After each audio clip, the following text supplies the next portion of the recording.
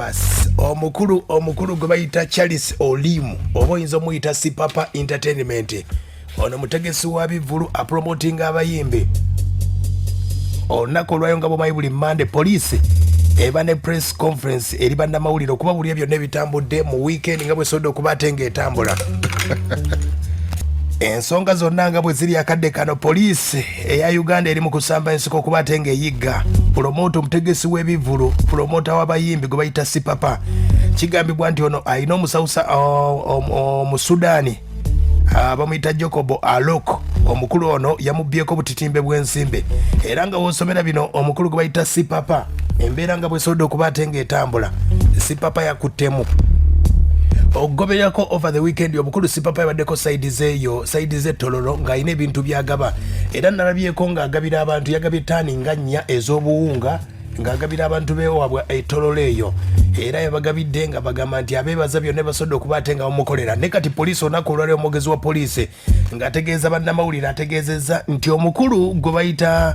bayita Sipapa bangi gwe musinga okumanya ennaku zino abadde agamba ayagala kubeera gavana wa Bank of Uganda omukulu Sipapa emisango gyonna nga we gyaliwo ennaku z'omwezi nga 28 na 29 omwezi ogw'omunaana omukulu gwe bayita Jacob Aloko ono nno mu Sudaani kigambwa nti omukulu gwe bayita Sipapa yasobola okuba ate ng'amenya ennyumba eno n'abbamu ssente ezitemebwa mu bukadde ziri emitwalo 42,900 eza dola kalinga akawumbi kamu emitwalo nga 6 yabba flat screen TV esimu ya iPhone ne gold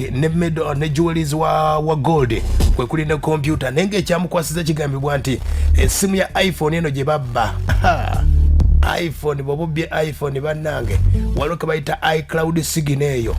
ye yasobodde okuba ate nga yabayambye okutuuka ebuwaate ew'omukulu Sipapa wabula Sipapa bwe bamusangiddewo embeera yabadde omukyala we yaaliwo yekka era nga bamukwatidde omukyala bamukutte yabadde agezaako okuteeka emitwalo 7 ejja dola mu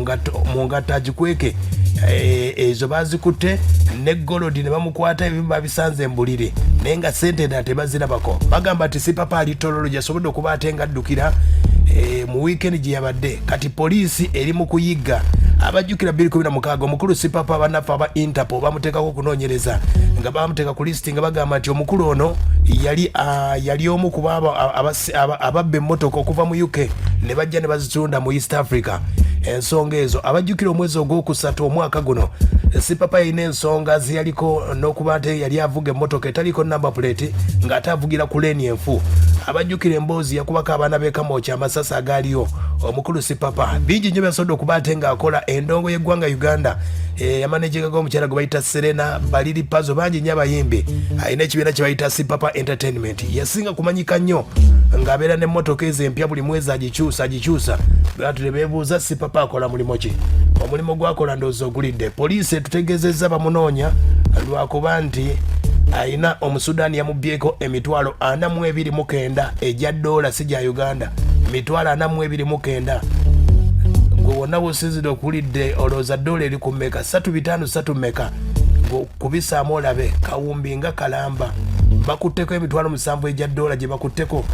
mukyala we gwe bakwatidde ewaka gwe bayita bamuyita Shamira Nakiyimba n'abalala bana bakwatiddwa poliisi wesobodde okuba ate ng'etegeeza nti alaba ku Sipapa ensonga zeezo mitwalo 42 ejja dola bannange ezo michoni zonna zina basetinga nga nseti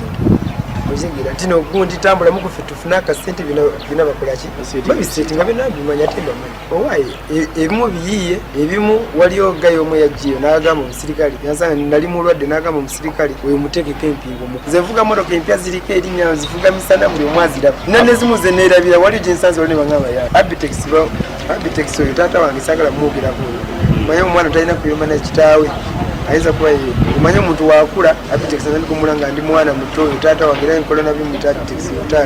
oyo taata wange nandikumuwulira danga ategeka ebivulu omuzeeyi kati omuntu wakula dda buto atuka n'aba ng'ayogera n'ebitakwatagana kati bajjoyesa bamwogera kuba bangamba mulalu